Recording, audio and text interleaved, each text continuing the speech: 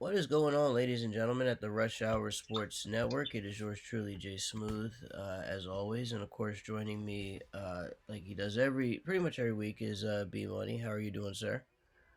What's up, fam? It's the off-season time. Yep, it is officially off-season time. We've pretty much wrapped up the Super Bowl and wrapped up everything else, in terms of just regular season stuff. So now we're pretty much transitioning over into the off-season period. We've gone through all of the coaching hires. Pretty much all of them have been made now. The only thing that's being, I say, done this time around is like maybe some random staff hires, but nothing too important. All the ones we really got, I'd say, pretty much got out of the way. This is also the time where we are, I believe, as of today, 15 days away from free agency. Yeah, it's This coming marks, up fast. I know, right? 15 days away from free agency, with the NFL Combine actually taking place this weekend. Can you believe it? This All is weird that's happening in March. yeah, We're used to it in February. yeah, we're used to it. Like like you said, usually February is when we start to see a lot of the combine stuff and the pro day stuff. But yeah, now that they had the extended season, we're getting our combine really right in the early stages of March.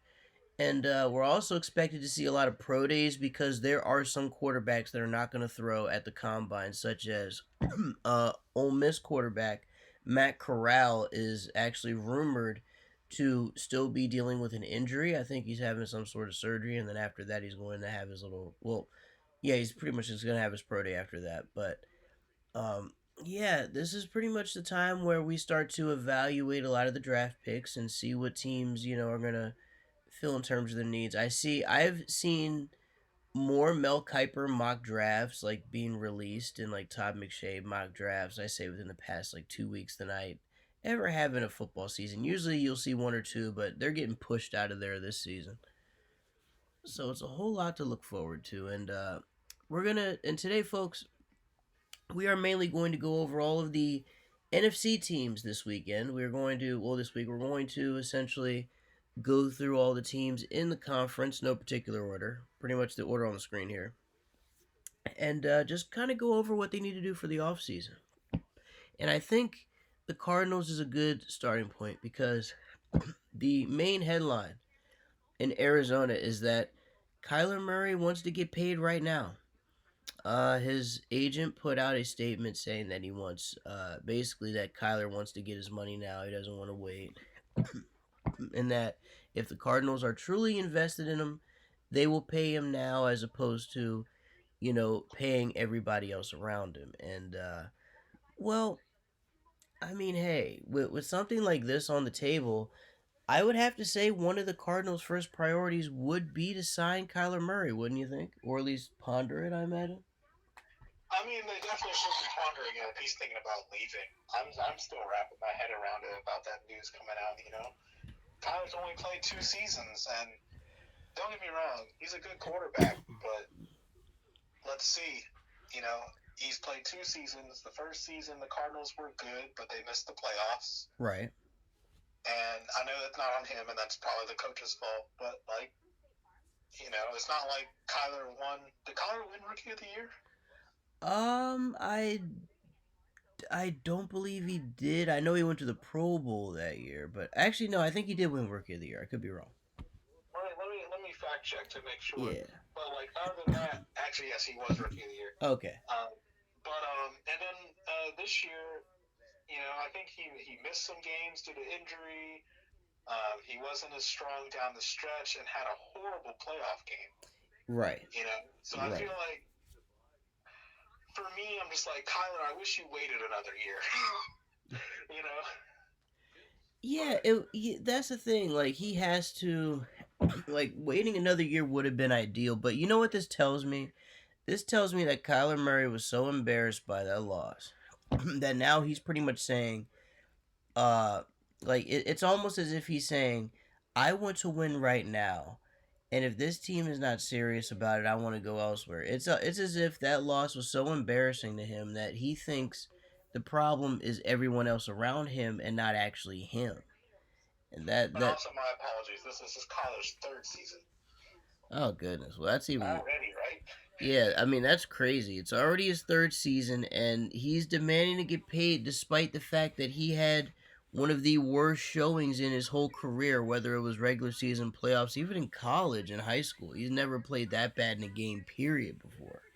Yeah, And it tells me that he's fearful that well, he's thinking in his head probably that that loss, that embarrassing loss, was not his fault and that it was everyone else around him, and that's not the right thinking to have, because you don't suddenly demand to be paid and suddenly demand, hey, build around me right now because these guys aren't the future. You don't do that unless you have some sort of delusional thought in your head. And yeah, the fact that he's demanding this type of money now, not smart. I mean, he's obviously going to get it, but boy, forcing the Cardinals' hand after essentially a bad game on his part is not good.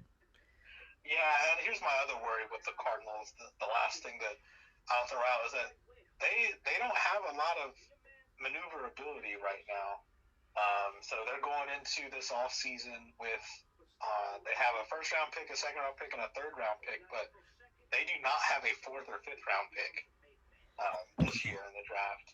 So they only got the three at the top. And then as far as free agency goes, they've got some key players that are out there. Chandler Jones is a free agent.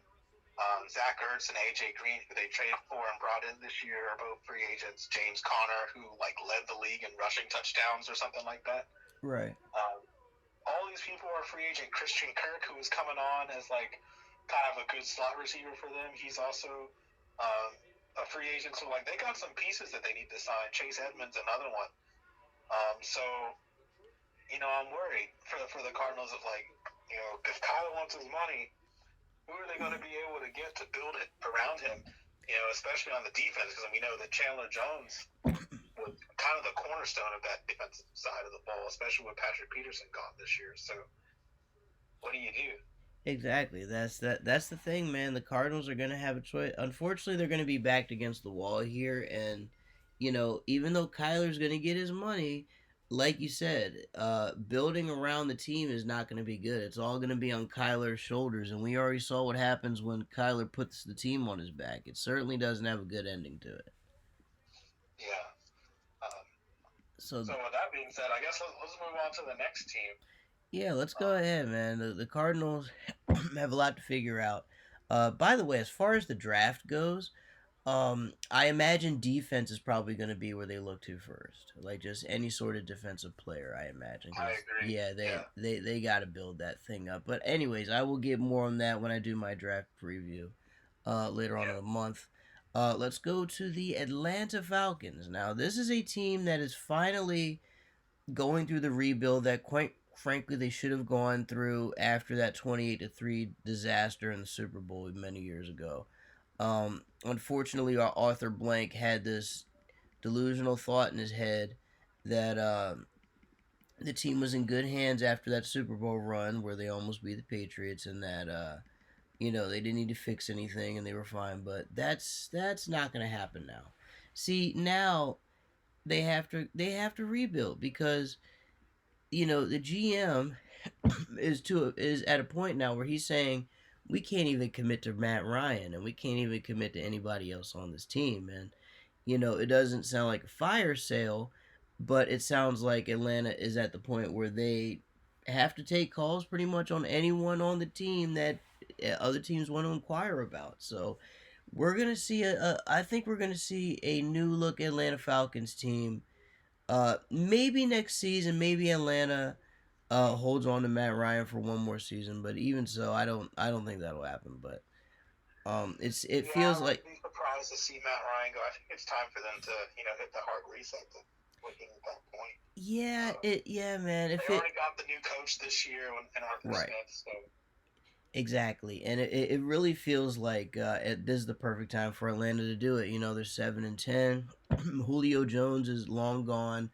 Matt Ryan is on his way out, and really, Atlanta should have done this years ago. But this is the perfect time to do it now that Matt Ryan and company are gone. Now that duo is gone on the offensive side, and really, they need a rebuild on both sides because their defense has been pretty garbage, I'd say, over the recent years. Like, just as bad as their offense. So, Atlanta, Yeah, it Atlanta's hasn't in the been that buy or great. sell business right now. Anyways, go ahead. Yeah, it hasn't been that great, and they got some things they need to do. Um, yeah, just rebuilding this team. Looking ahead to the Falcons off season. Um, the only really, I guess, some people that they are losing to free agency. They're losing Dante Fowler, who I believe they signed and traded for last year. Duran Harmon, who was playing some safety for him. Mm. Stephen Means, who was an edge rusher for him. Fabian Moreau playing corner.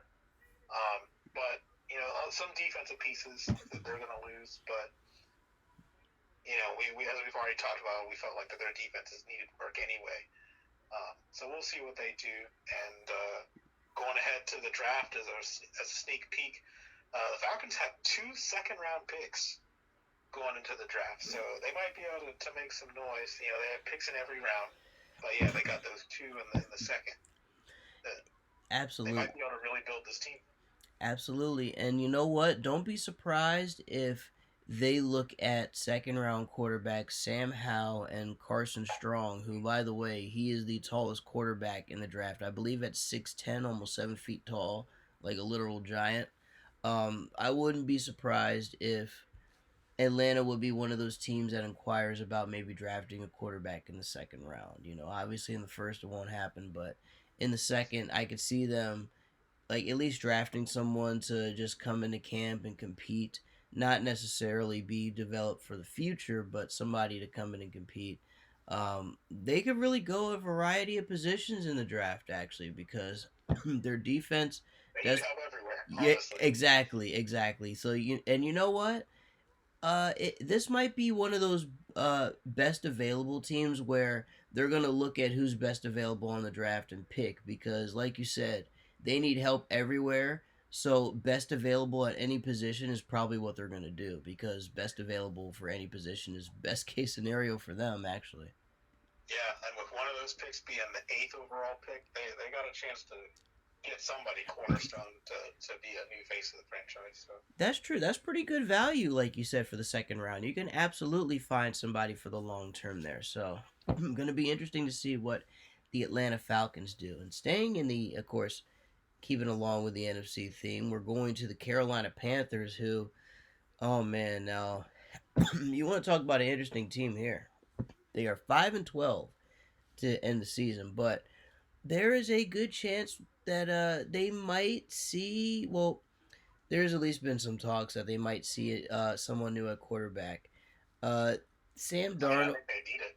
exactly. Sam Darnold, his days are numbered, and really his days were numbered once Cam Newton came in there to try to help things out. But Cam Newton obviously he was back for all of one game and then back on the bench literally the next. So that didn't work.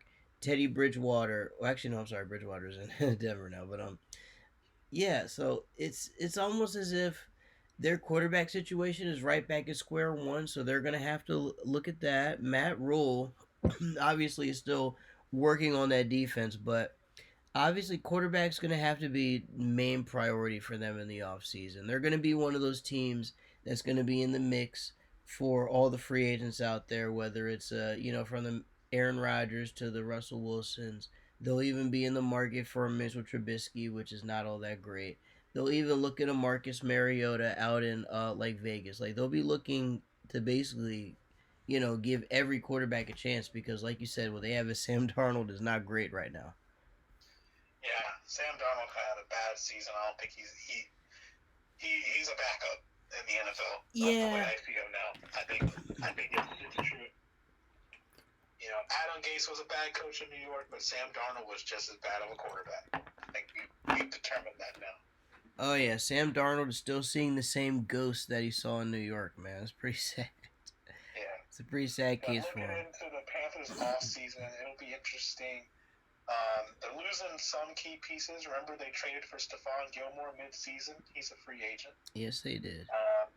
Their center Matt Paradis. I don't remember exactly how to pronounce his name, but he's a free agent. I know he's been a Pro Bowler for them. Mm-hmm. So some offensive line help they'll need. Hassan Reddick, who they signed free agency to a 1-year deal last year to be a pass rusher, he's a free agent. So they might be looking for someone else. I think it's Brian Burns is their young guy over there to pair with him now that Hassan Reddick's gone, if not bring him back. Right. Another key piece, I think they're losing Ian Thomas at tight end and Dante Jackson at corner. Of course, they also drafted Joe Horn's son, who's actually a pretty good corner last year. So, I think they'll be fine there. To me, my biggest questions for the Panthers.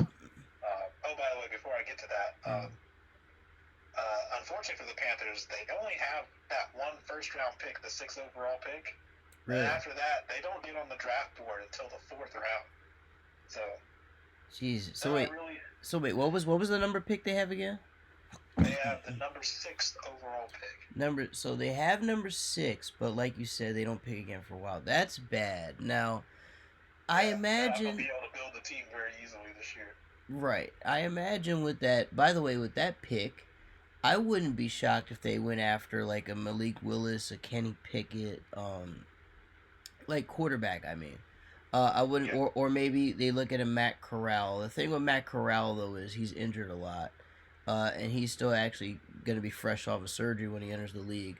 Malik Willis is a project, and the thing about Malik Willis, he's actually, I've seen on a couple draft boards, been projected to go to the Steelers at number 20. We'll talk about that when it's AFC time, but Malik Willis is a project, so he's a bit of a risk. Kenny Pickett is the only one who's like NFL ready right now out of the 3, and I wouldn't be shocked if the Panthers went in that direction just because, like you said, Sam Darnold is not the answer.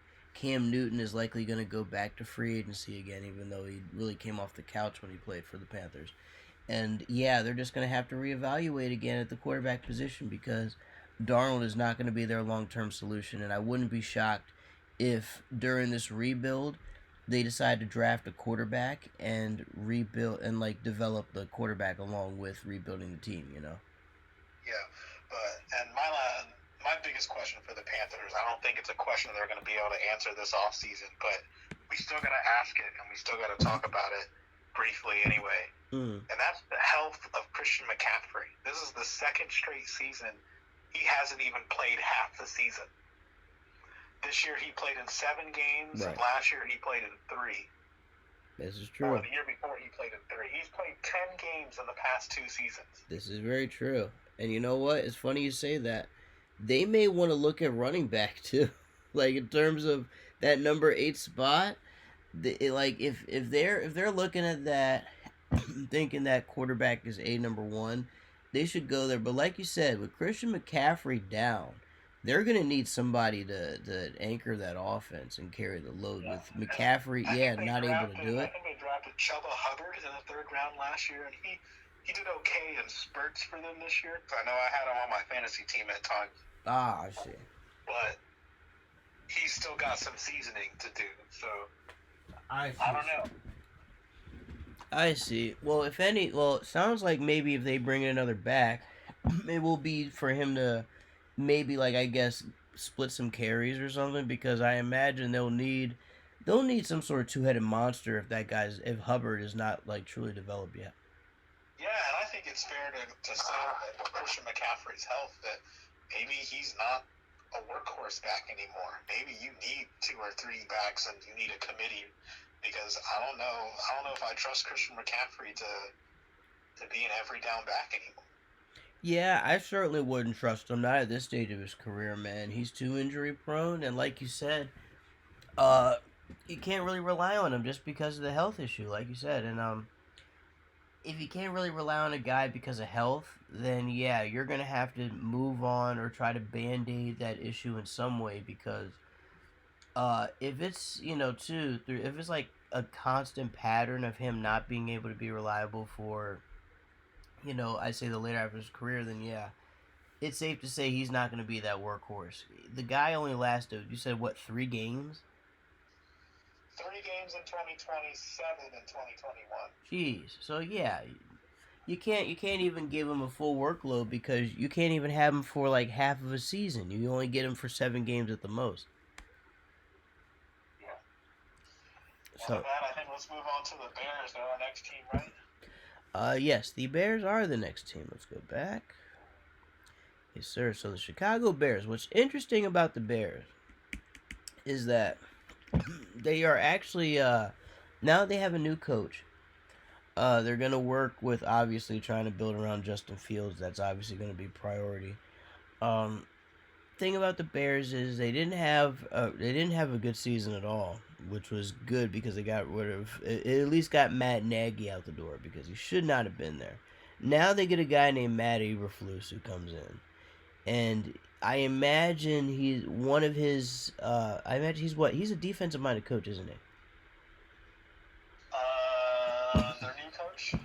Yeah, I believe he's either Yes, defensive. Eberflus was the defensive coordinator of the Colts. I see. So yes, their priority is they're gonna have this guy build up the defense, and they're gonna have I guess Justin Fields kind of be the anchor on offense. Which, I mean, it could work, but again, it all depends on what that defense looks like because if you have a defense that is subpar that can't, keep points off the board and keep Fields into a game so he can win for you in the clutch, then it's not going to work out. So I imagine this is going to be a defensive building team in the offseason. I imagine what they're drafting. Where do you know exactly where they are in the draft position?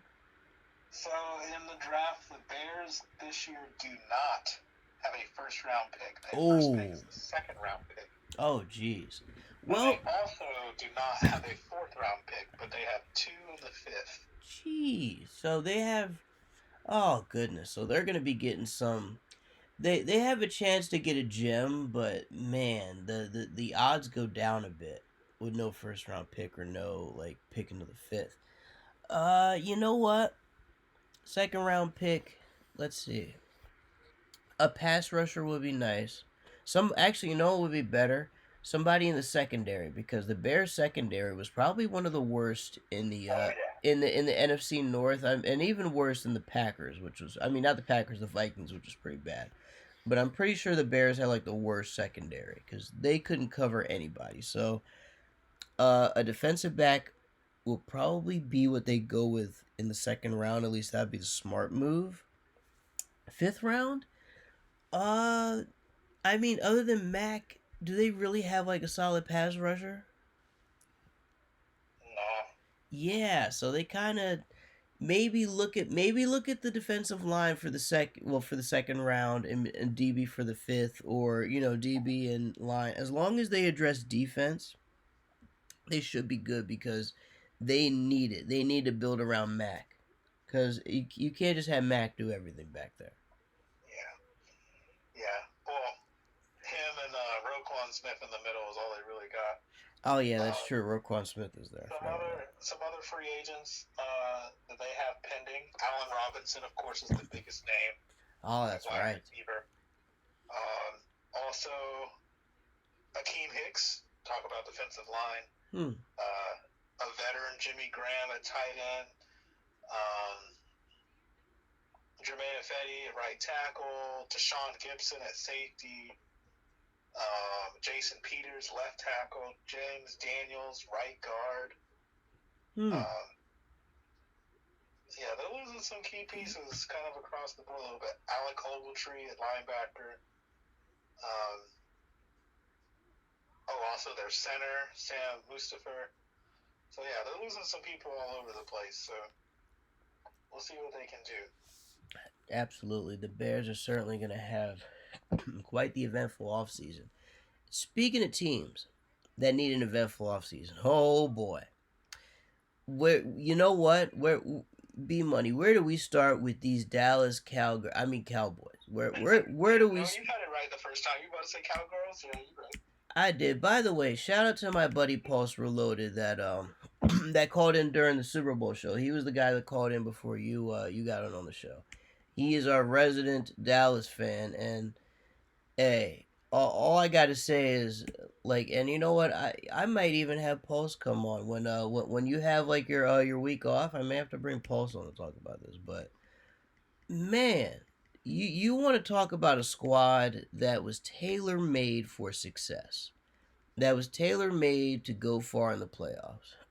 And look, we made our jokes about the Cowgirls all season long, but they had the squad to go far. They had the offense, finally clicking. They had Micah Parsons killing people on defense.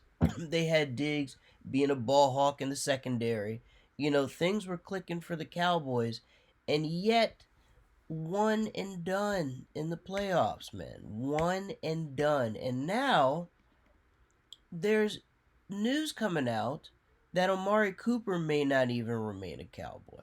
Like, come on. Come on.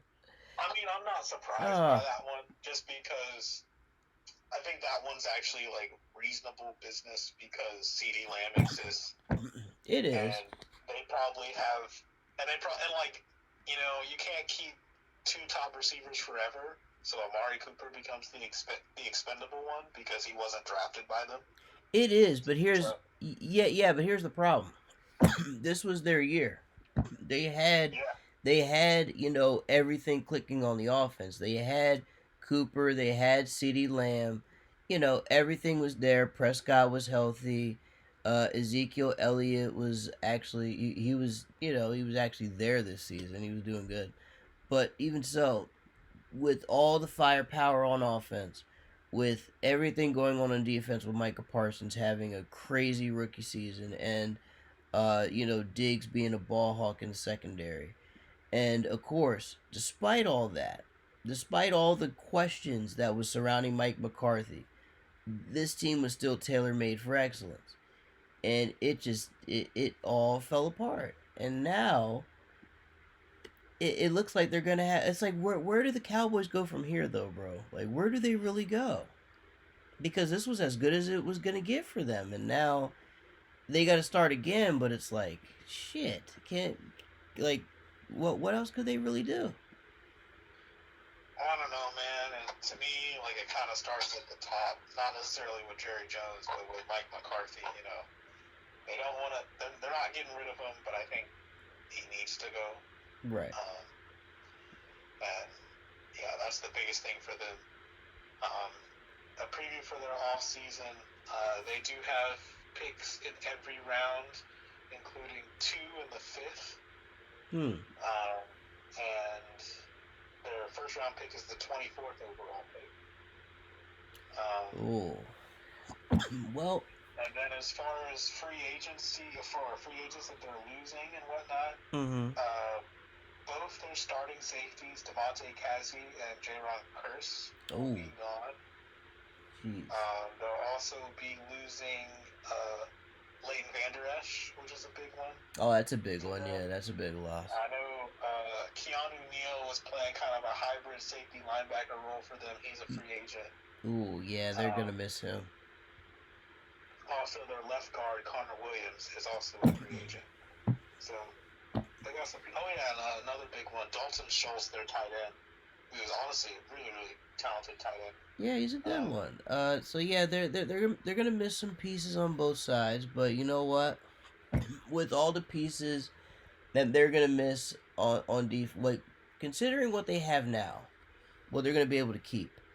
One of the first priorities for them, if you're gonna lose Amari Cooper,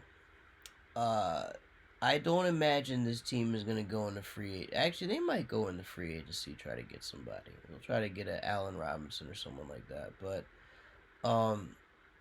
I imagine this team would look heavily into the draft for one. I could very much see that.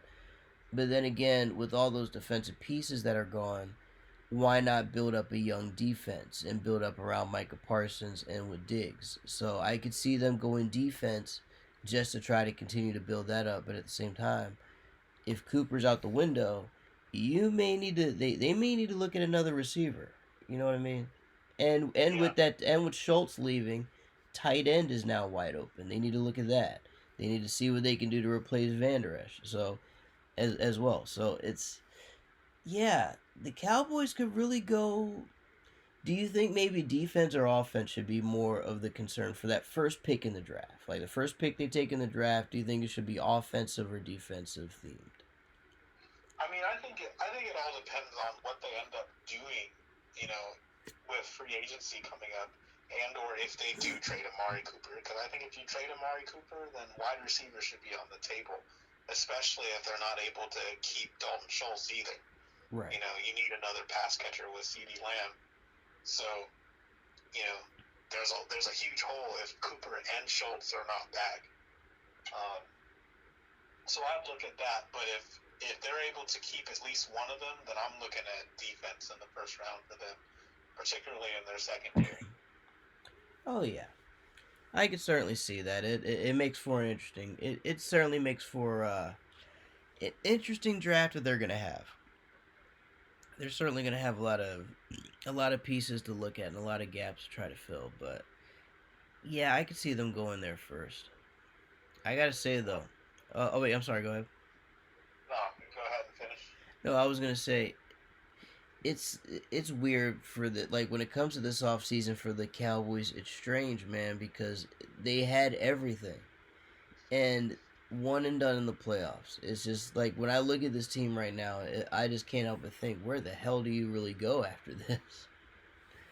Because you had everybody, you had everything you needed, and it fell apart in one game in the playoffs. It's because Mike McCarthy is shit. Anyway, what? Exactly. I mean, well, it's not, and you know what? It's not even that. The Cowboys have had shit luck for a long time, but this is as bad as it gets. They really do. Yeah. They really do need Sean Payton in there, though. I don't know what they're waiting for. Obviously, McCarthy lied during the interview well enough to where he could convince old man Jura to hire him. But we all know Sean Payton really owns that team at this point. At least he will in a year. Yeah. He'll be running that team. Yeah, speaking of Sean Payton, I mean, it's off topic to our NFC talk, but I was hearing rumors that the Dolphins were planning on trying to hire him before Brian Flores put out his lawsuit. Yeah, they were really looking into him. And you know what? I can understand why they would look into him because when they ended up hiring Mike McDaniel and I saw that guy's press conference, I'm thinking to myself, "Oh my God, this guy might be a little bit over his head because he thinks like just listening to him talk and listening to how like he laid out how he was going to work with Tua. We're going to get into it later, but well, like when it gets to AFC time, but I don't have a lot of confidence in him. I'll just say that. Yeah. I don't have confidence in him. Speaking of not having, Anyway, I guess let's move on to the Detroit Lions. yeah, speaking of a team with shattered confidence, goodness gracious, poor Dan Campbell. We've seen this man cry. We've seen him break down. We've seen him talk about kneecaps, biting off kneecaps of opponents. I mean, this guy's been all over the place. His team fought hard this season, though. They fought hard. They didn't give up on him. And granted, they only won 3 games. And they tied in 1 game. However, they fought harder than, say, the Jacksonville Jaguars did. You know, they've Yeah. I'd say a lot of their games that they've lost, they were close games. It's not like they were getting blown out in every game. They've had their games, where they were getting skull dragged, but for the most part, this team fought to the bitter end, and honestly, it's easy to respect considering that it was only this guy's first season, and you could tell Dan Campbell was not liking this shit at all at first. He was like, "God, every week we just can't get our way." So it was a rough one for him. It was rough, man. But as far as what they do next, I'll tell you this. The door's open, honestly, for everything. Yes, doors open for everything and everyone because I can't think of a single person on that team that you hold on to that should be considered untouchable. I think everybody should be looked at, whether it's Jared Goff on offense, whether it's that corner they drafted on defense whose name escapes me right now.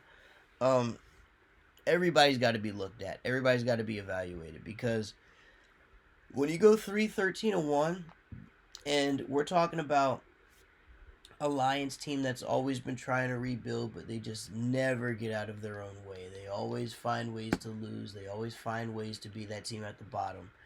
They're just gonna have to continue to build. And Campbell, with his never say die attitude, is gonna have to continue to push these guys. And I feel like, you know what? Considering the team is young, they'll play for him. And obviously, they have played for him all season long. But yeah, I think they're gonna have to just leave the door open for everybody. Get whoever you can get that's the best deal, and try to develop once again, because the Lions are not going to go anywhere far next season. I think you and I can absolutely confirm that. Yeah, yeah, I can agree with that. And it's going to be a long time before they do anything significant. Now, in terms of the draft, where are they this season? I know that with the 3-13-1 record, I imagine they're like top 5 at least. The Lions have a pretty good draft position. The question is, what will they be able to do with it? Will they be able to hit on these picks? The Lions have 5 picks in the first 3 rounds. Wow. They have 2 first-round picks, the second overall pick, and the 32nd pick that they got from the Rams when they traded for Matt Stafford. And then they have 2 third-round picks. Jeez. So they have more than enough to look for. And I'll say this, just looking at some of the potential draft picks they could get. They could go after safety from Notre Dame, whose name escapes me. They could go after, going after a quarterback in Malik Willis would not be a bad idea, because he could easily sit behind Jared Goff, watch Goff get killed, and then when it's his turn to get killed, he'll go out there. Let's see, Bucky Brooks. Let's see. It's fun. Actually, wait, no, I'm sorry. That was the other mock draft. Here's one. Adam Hutchinson, of course, was another one. He's a defensive player. I believe he is a pass rusher for Michigan. He is somebody that, like Todd McShay and a lot of draft experts, Mel Kiper, have even said, could be a Dan Campbell type. Lance Zierlein even referenced it. So they could very much go a variety of ways here. Like you said, they need help on both sides of the ball in big ways. They could build up a defense, continue to try to build up a good defense. Or if they want to go the offensive route, they could easily go after a running back. They can go after any sort of weapon. It wouldn't even if they went after like a Malik Willis, who's a project quarterback, or if they go after a Sam Howell, Carson Strong, Matt Corral, or if they shoot the dice on Pickett from Pittsburgh, who's probably the most ready of all quarterbacks in the draft class, they could probably go with that too, because like you said, Jared Goff not going to be the best option, and whoever's behind Jared Goff is certainly not going to lead this team anywhere, so why the hell not bring in another quarterback for the competition? So the Lions could go a variety of ways here, and honestly, they can probably build a good amount of their team this year through the draft. You know what I mean? I think so, yeah. I think they're going to be building a lot of their young core through the draft this year. So all you Lions fans, all you Detroit fans out there, definitely tune into the draft this year. I would suggest you watch the draft as well as keep your eye on my draft tracker, because a lot of the Lions' nucleus this next season is going to be built inside of that draft. So, yeah, that's going to be one to look out for. Anything you want to add?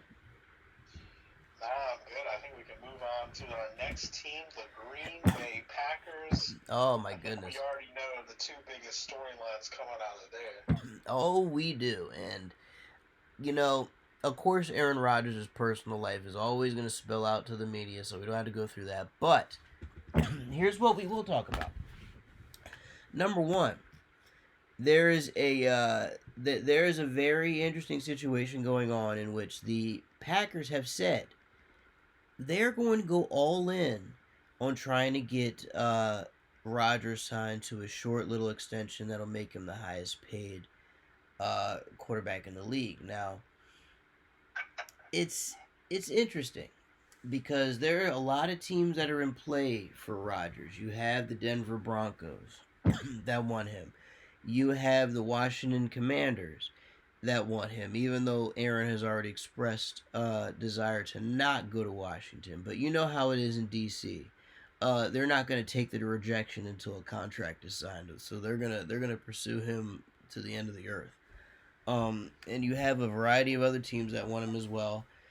But the thing is, the Packers seem like they are the front runner for this. And the other thing that's interesting is that main weapon for Aaron Rodgers, Devontae Adams, is also on the table. Now, the Packers have more control over him. They can franchise tag him, they could trade him, they could do whatever the hell they want with him. But the thing is, shipping him out would not be smart if you want to keep the wins coming in Green Bay, especially if you're going to keep Aaron Rodgers. Wherever Rodgers goes, obviously that's where Devontae Adams will want to go. But in terms of signing and keeping everybody, the Packers have a bit of an easier job with Adams than they do Rodgers. But from what I've read and from what has come out, it seems as if the Packers are literally all in on keeping Rodgers. And I think a lot of that has to do with the fact that Jordan Love has not quite as I'm sorry, Jordan Love has failed to develop into the quarterback they thought he would be. In the small sample size that we have seen Jordan Love play, it has not been spectacular. He's been sitting behind Aaron Rodgers and learning, but he's no way, shape, or form ready to take over. And Green Bay thought maybe he would be the guy to do it. He's not. So now they are ready to listen to anything Rodgers has to say, and they're willing to do anything to keep him. What do you think about all these developments?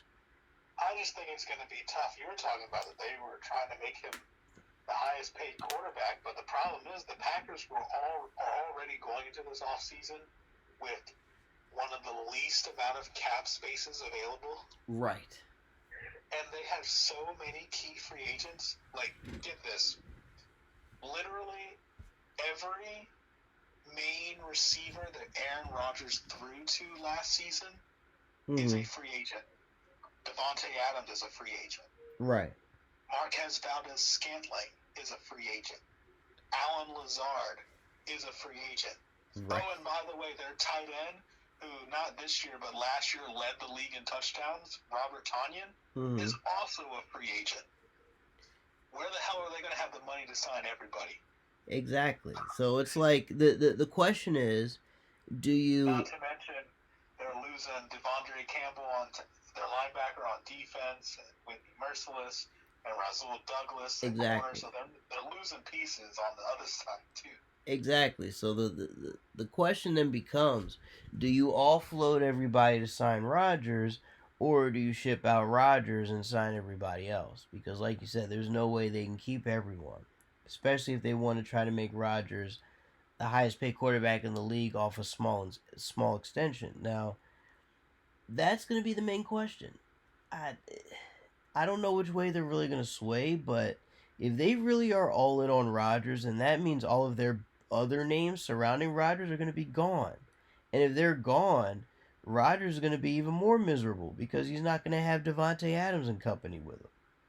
They literally would not be equipped to build a team around him, and they already are going to lose the team around him this offseason. Exactly. So it's kind of like, do you sacrifice the farm for one guy, or do you just go ahead and part ways with that guy and then try to, like, even if you keep all those weapons, who's gonna throw to him?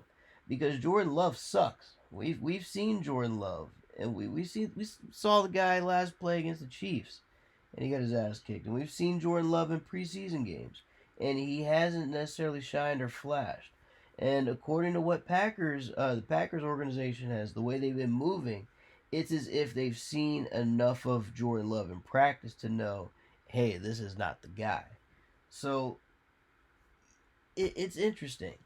They don't have the capital necessarily to get Rodgers, but at the same time, are they willing to sacrifice everything just to hold on to Rodgers for another year? So I don't know which way it's really going to go. I don't know if they're necessarily going to commit to signing him, but they're certainly going to try. But I don't know why they would, considering they don't really have all the capital for it. Yeah, I don't know. It's a head scratcher. at least on the other side for the Packers, draft-wise, they're fine. They have picks in almost every round. They have 2 in the 4th round, and they have 3 picks in the 7th round. Jeez. So, uh, they'll probably end up trading up for like a 6th or 5th round pick. Yeah, I was about to say, it seems like they're gonna trade those picks and try to get something out of it, because knowing how the Packers draft, it's very weird. They'll draft some pieces for Rodgers, but then they'll do something weird like draft a quarterback for no reason. You know what I mean? So you never know what the Packers are thinking, because they always do weird stuff in the draft pretty much every year. At least ever since Rodgers has been drafted, they have. Yeah. It's very strange. So it's going to be interesting to see what they do.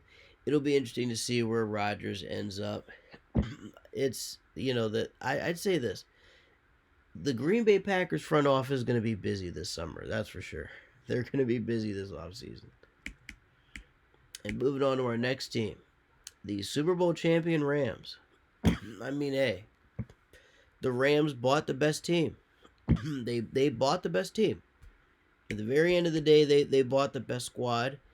Those referees came in to help them at the end, and it pretty much paid off for them. Now, where to go from here is a good question, because I mean, where do you really go from here? They're gonna bring back Sean McVay. They're gonna bring back, some of the names that they have, but not everybody, I imagine, is gonna be back there. Yeah, I mean, that's going to be the question, is who they bring back, because they have free agents, a few serious free agents. I mean, Von Miller, who they traded for this year, Odell Beckham Jr., who they traded for this year, who's injured this offseason. Right. And then they're also losing their center, Brian Allen, and their Sony Michel, also cornerback Darius Williams, and their right guard Austin Corbett. So that's a couple pieces on their offensive line that they're going to need to look at, as well as, we talked about the pieces that they brought in. So we'll see what they do. And of course, in the ways of buying the best team, they put themselves in a position where they don't really have a whole lot of draft capital. Their first pick this year is in the 3rd round. Jeez. And then they do have 3 6th-round picks, so expect probably them to use them to trade up for maybe another 4th-round pick or something like that. But obviously, again, they don't have the most draft capital to bring in any young talent. So certainly makes sense to me. But yeah, like it's going to be interesting to see what they do, because, like you said, really all they can do is just kind of maintain. You know what I mean? Like just thinking about their next move, all they can really do is just kind of maintain. But I don't know if they're going to be able to recapture the magic from last season. It just felt like this team was put together just to win this year. And as far as the future goes, I don't know if there's going to be much of a future with the squad, but we're going to have to see. Yeah. Absolutely. And folks, moving on to our next squad, the Minnesota Vikings. Now, we do not have to spend a lot of time on this, because already things are happening that I'm not exactly excited for. The new GM is excited to work with Kirk Cousins. I mean, they're all being diplomatic and saying this, but boy, I hope they sack him after like 6 weeks. And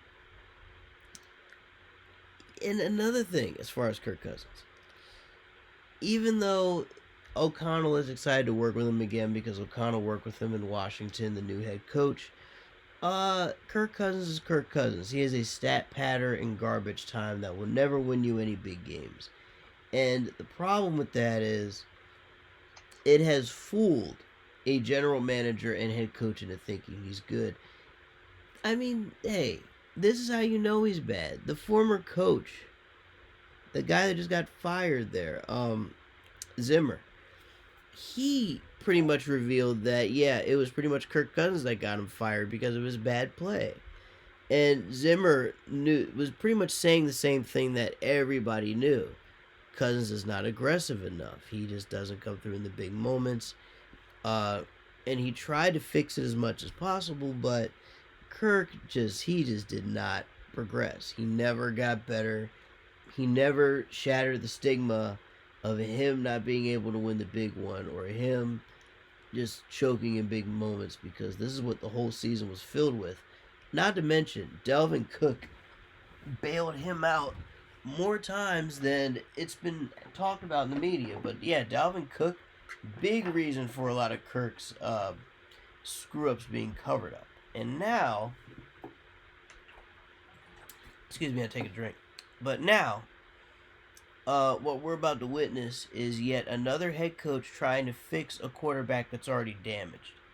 Kirk Cousins should have been traded this offseason, but I have a bad feeling he won't. It's likely not going to happen this year. What's going to happen is he's going to play out this season, and I think about 6-7 games in, the new GM and the new coach are going to realize, oh my God, we're not going to win a damn thing with this guy. And then they're finally going to offload that expensive contract of his. Now, in terms of where Kirk's going to go from here, I say give it like 6-7 games before they start looking at that man closely and saying, okay, we can't have him as a long-term solution. I'm giving it until week 7. You can mark it down. Week 7. That's when the regret's going to start to settle in. Because the first 3 weeks, they're going to try to work with him. And the final 4 weeks, it's going to be buyer's remorse that's slowly going to creep in. And then they're finally going to get... And then by week 8, they'll be fielding calls to try to get rid of the guy. And next thing you know, he'll be traded out of nowhere. So I don't have a good look for his future. However, where exactly is their draft position this year? Well, before I say that, the good news that I'll give you, Viking fan, and also Viking fans that listen, is that this season, this upcoming season in 2022, no matter what, unless he gets an extension, which I doubt, it is Kirk Cousins' last season of his contract. Yeah, that is for sure. And again, what I fear, because this GM and this new coach want to work with Cousins, I fear that he is going to do enough in garbage time and stat pad his way to an extension. What I'm hoping happens in reality is that he plays like trash for the first 6-7 weeks, and it's so bad, and he chokes miserably to the point where they think about, yeah, we're going to let this guy play out the season and we're going to get rid of him. By week 7, they will know what they will want to do with him. By week 7, they'll know. Like, they'll know if they want to get rid of him, and they'll know if they want to extend him. And what I'm hoping is that they get rid of him, because I can't stand to watch this stat patter underachieve his way to yet another disappointing season for Vikings fans everywhere. I can't stand to watch it anymore. It's sickening.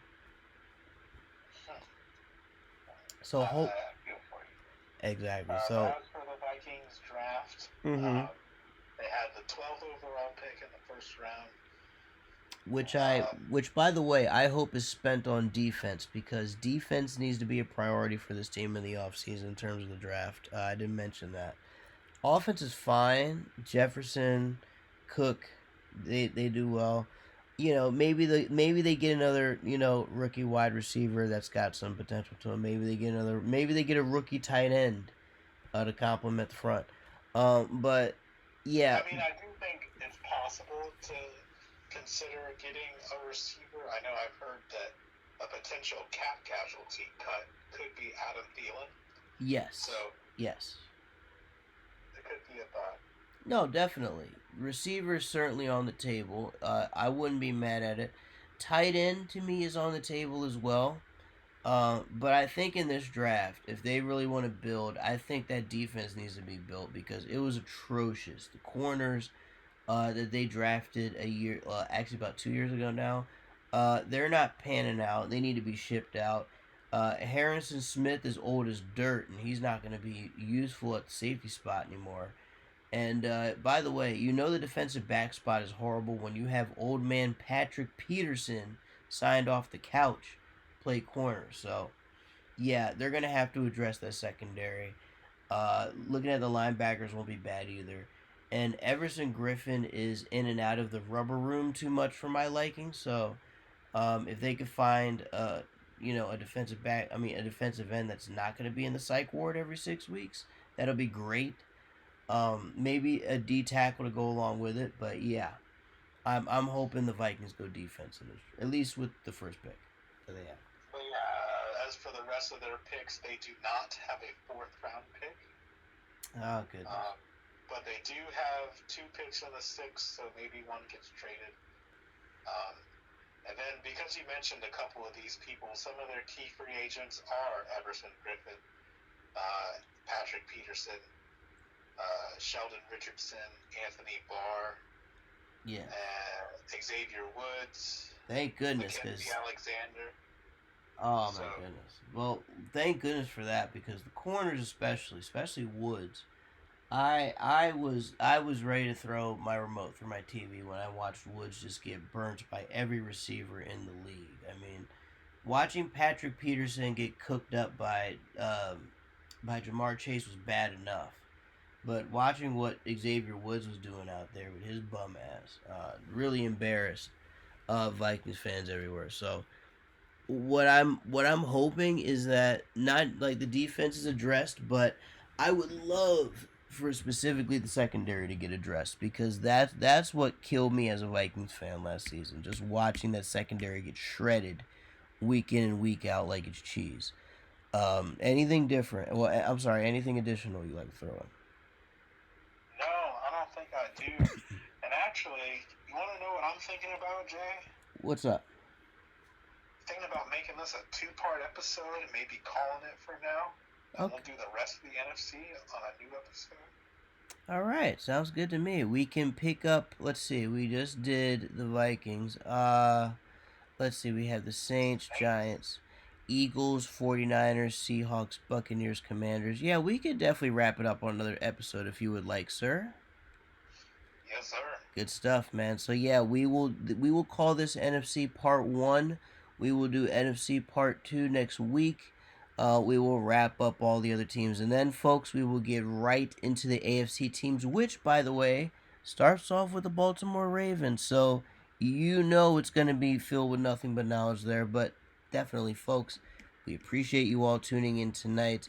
Oh, by the way, B Money, just a little off topic thing.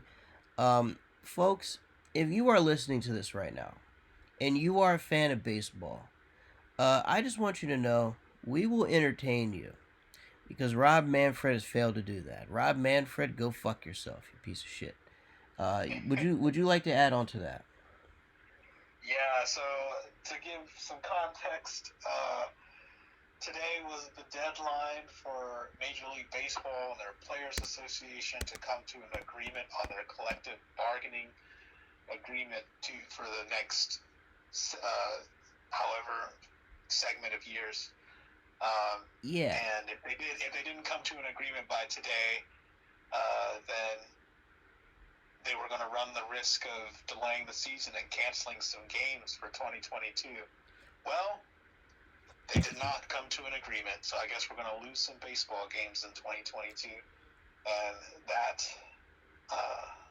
argument will be ever evolving, and we'll be paying attention to it. Absolutely. And for those that are wondering how many games that is exactly, they're talking not just opening day, but they said the first 2 series, which is like what? That's a good amount of games right there. That's about 6 to 8 games. Yeah, that's a good amount of games, and hey, it seems like they're going to keep chipping at it little by little till they get an agreement. But all I got to say is this.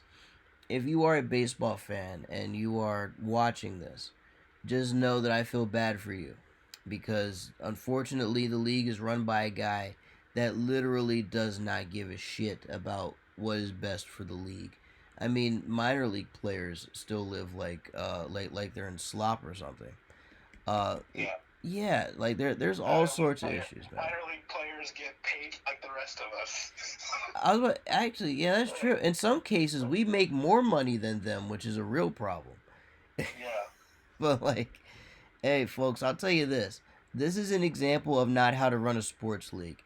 Roger Goodell is a clown, but he'll never be the level of clown that Rob Manfred is over in the MLB. So if you are a baseball fan that just so happens to see this, just know We will keep you entertained since the MLB has failed to do that. But we will do so next week, where we go over the rest of the NFC and then, of course, dive into the AFC. And, of course, folks, after that, that will begin the draft process for me because I'm going to be giving you guys draft gems. Really, after we go over the AFC, that's when I'll start doing it. Because I have been going through the draft up and down, been going through the boards, been going through all the rookies, all of the prospects, and my mock draft is, I'd say, just about halfway done when it comes to the first round. But, folks, that'll be coming up soon. Anyways, B Money, thank you for joining me, sir. I assume I'll see you next week. Yeah, I'll try. Good stuff, man. Hey, definitely have a good rest of your week, my guy. Everybody else, have a good rest of your week. We will see you next week to finish off the rest of the NFC, starting with the New Orleans Saints. Till then, ladies and gentlemen, we are gone.